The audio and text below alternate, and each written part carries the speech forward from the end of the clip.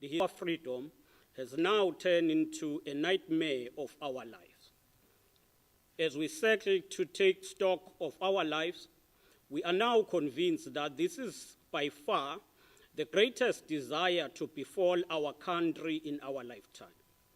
The sheer loss of lives is simple, unprecedented, and the damage to infrastructure is unparalleled, certainly in the history of the post-apartheid South Africa. Use this opportunity to provide an update on response by government and social partners to the natural disaster that has affected KwaZulu-Natal. We are mindful that this update may not necessarily bring comfort to many families that are still yearning for as they mourn loved ones, or pray that people who have been reported missing will be found alive. Once more, we offer our condolences to those who have suffered such personal and immeasurable losses and have undergone these traumatic experiences. We also offer families and communities our assurance that we will continue to support them in these dark hours. As we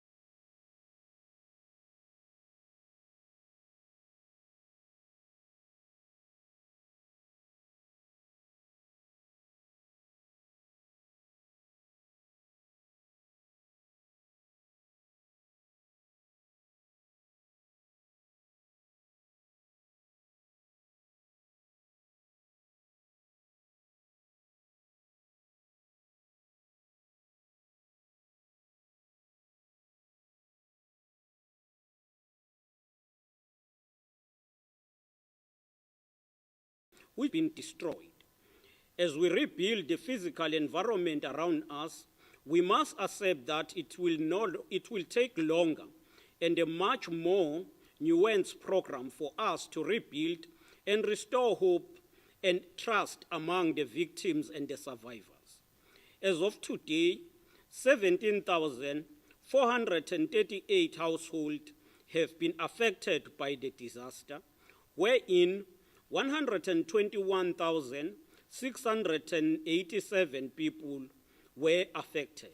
Sadly, 435 people lost their lives, and to date, 54 are still reported missing. A total of 6,278 people are currently homeless, and 55 people were injured as a result of this disaster.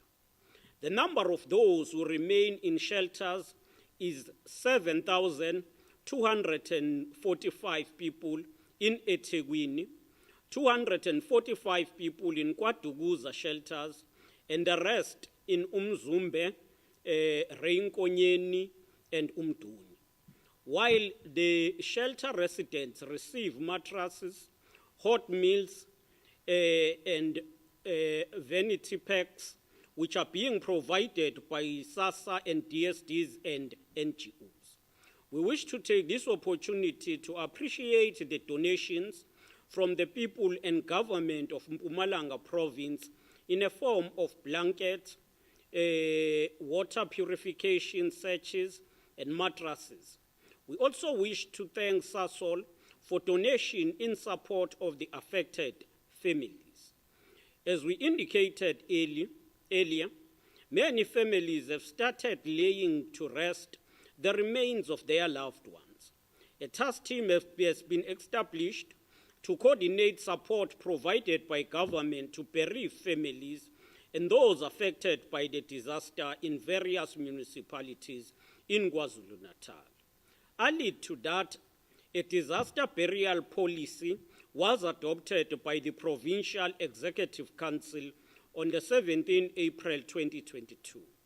In this regard, we appreciate the contribution by AFBOP, which has set aside 3 million to assist with burial cost of about 150 people. We also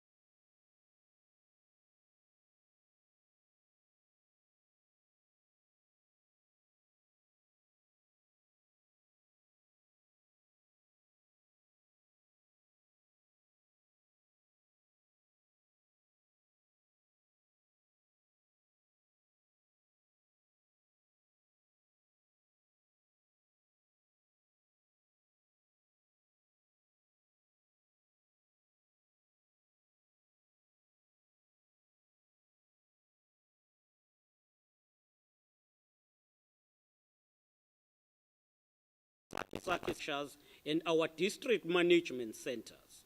As we continue with the construction of TRUs, our focus is to accommodate more than 4,396 families that are accommodated in halls, churches, and schools. We are also paying special attention to those accommodated by neighbors and relatives. We are encouraged by support we are getting from the national government.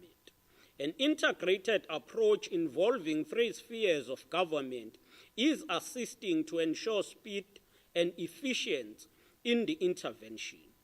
Although government has prioritized 1 billion toward disaster relief intervention, we need more than 1.9 billion to complete our work.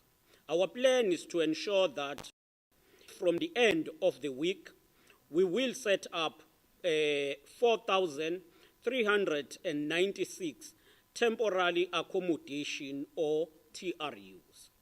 As we are saying this is a moving target, we will also be planning to ensure that we don't keep people on TRUs forever, and therefore we will quickly move to ensure that houses are rebuilt. With regard to transport, SANRAL, working in partnership with the department and affected municipalities, has already dispatched its consultants to conduct assessment on our strategic routes such as M4 in eThekwini, R102 between eThekwini and KwaDukuza, R102, GJ Crooks, Ntuzuma Access Road, Tendele Drive, which is P457, among many other strategic routes that are being considered. These routes have been closed due being extensively damaged during recent floods. Some of the roads are unsafe to use and have been reduced to single lanes to allow for the traffic. Their consultant have begun conducting assessment to determine the extent of the damage on our road network so that the necessary interventions can be determined to speedily fix these routes. With regard to infrastructure, especially in eThekwini, regarding water supply in eThekwini, there has been an improvement of about 60% in the inner and outer west region. The central and north have improved by 50 and 40% respectively. We have reported challenges in the south, which is due to the damage to the Umlazi Canal pipeline, which affect water supply in many parts of the southern region. We are hopeful that this situation will be addressed soon, as our teams are currently on site laying a temporal pipeline which we hope will be completed this weekend.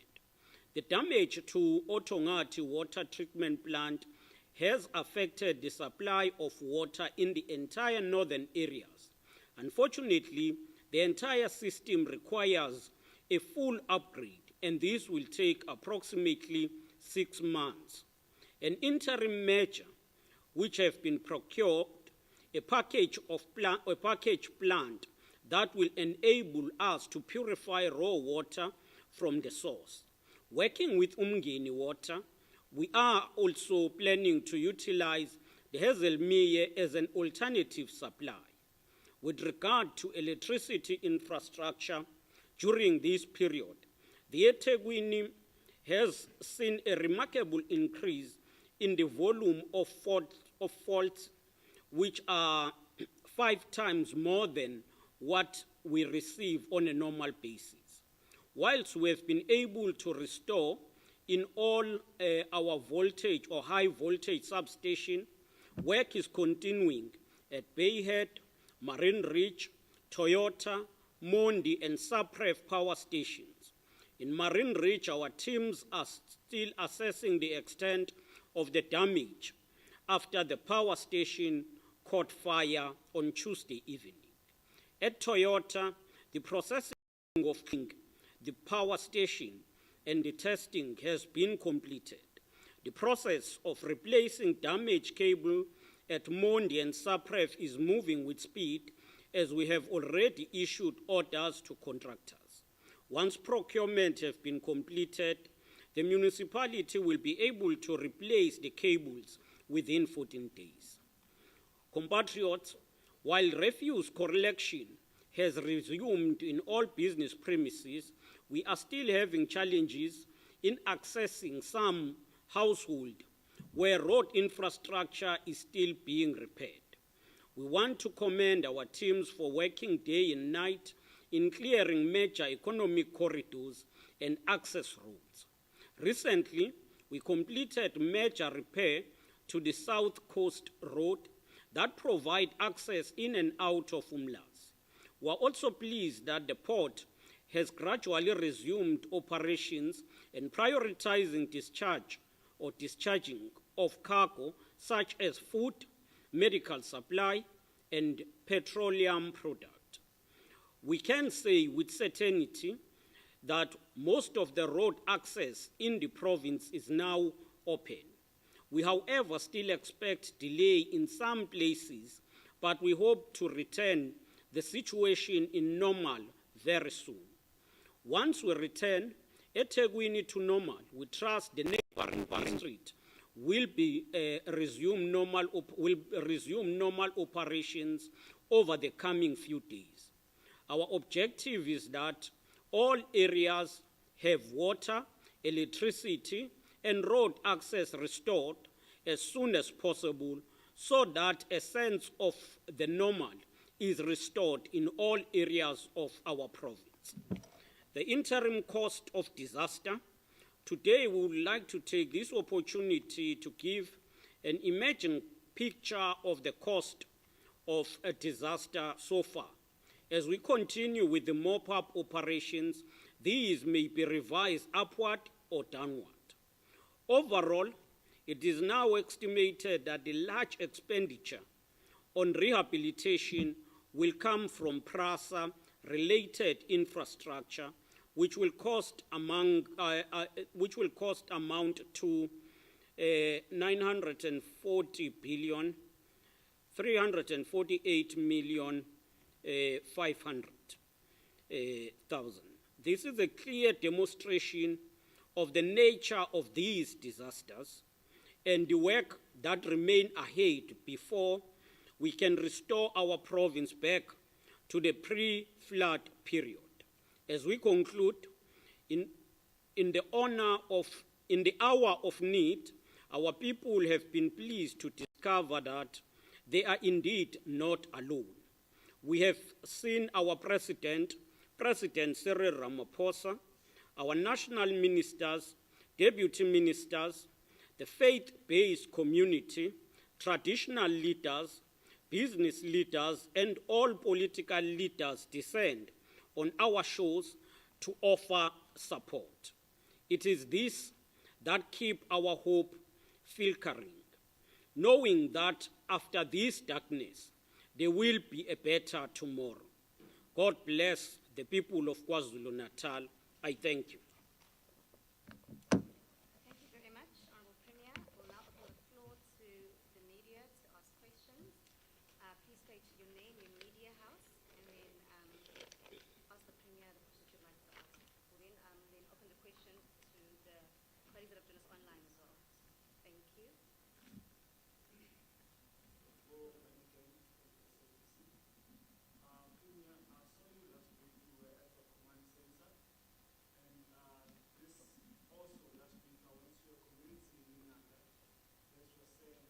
Their loved ones have still not been found. We were told that search and recovery personnel will come back in 7 days. And I know maybe you are in touch with the command center. For communities that are still searching for loved ones, how long maybe will this recovery operation really last? Do you think they hope for them to see police personnel coming to assist them? Any other questions? Yes.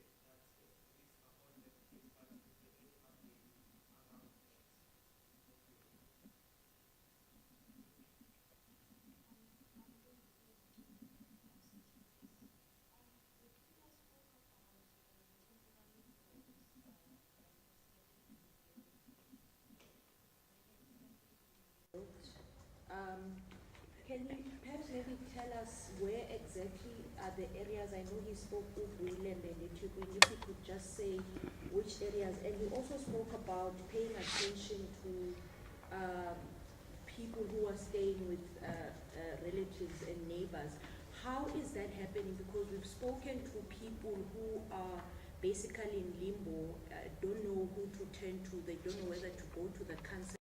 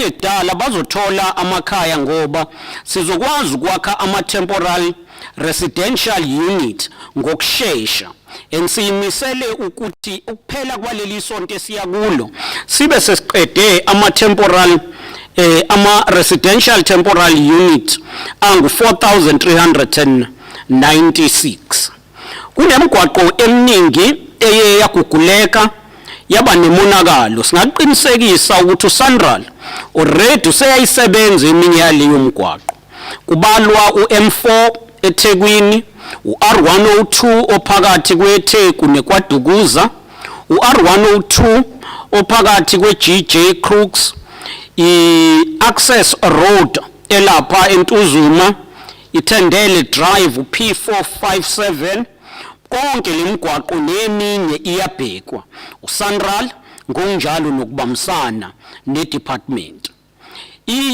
infrastructure ekhahlamezeke kakhulu iseThekwini kodwa siyabonga ukuthi i-report esiyithola from ubuholi beTheku ukuthi outer west ne-inner west ukubuya kwamanzi kuya ngokunyuka noma izinga lisephansi ngoba liku-60%.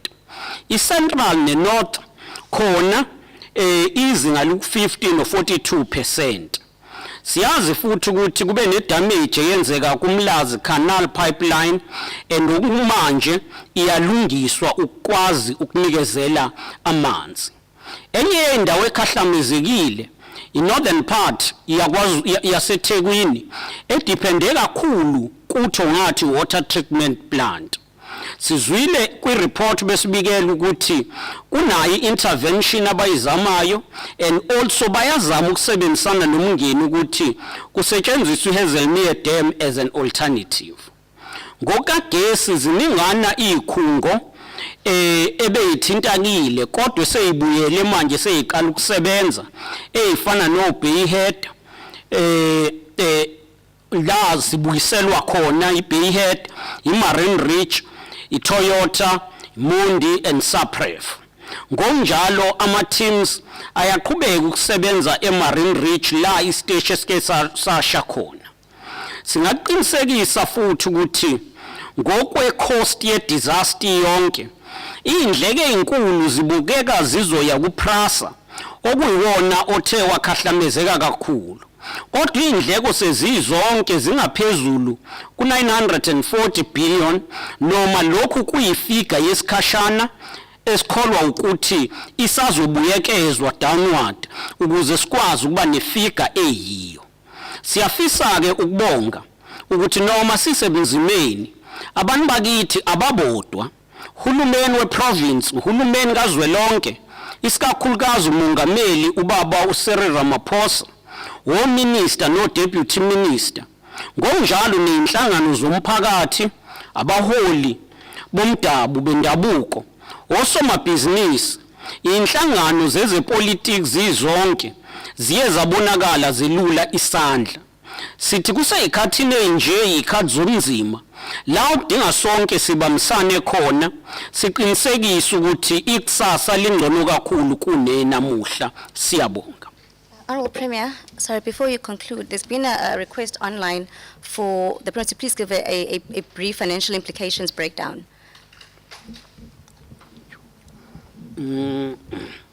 Okay.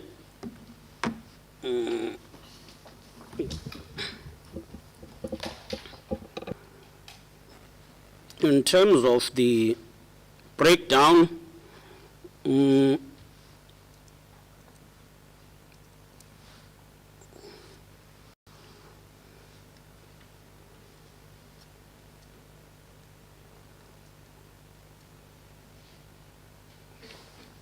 well, the breakdown is Prasa at 940 billion 348 million. Department of Transport 6.3 billion. Department of Human Settlement 2.6 billion. eThekwini 2.1 billion. Ugu 1.9 billion. Department of Health 440 42 million, Umgungundlovu 210 million, health 183 million, Uthukela 145 million, Department of Social Development 67.4 million, Department of Agriculture, Rural Development 63.4 million, King Ichwayo 56 million, Umkhanyakude 20.6 million, Ilembe 18.7 million, the Zululand District 12.4 million. Thank you. Thank you very much, Honorable Premier. Thank you, colleagues, for joining us. That now concludes the media briefing for today.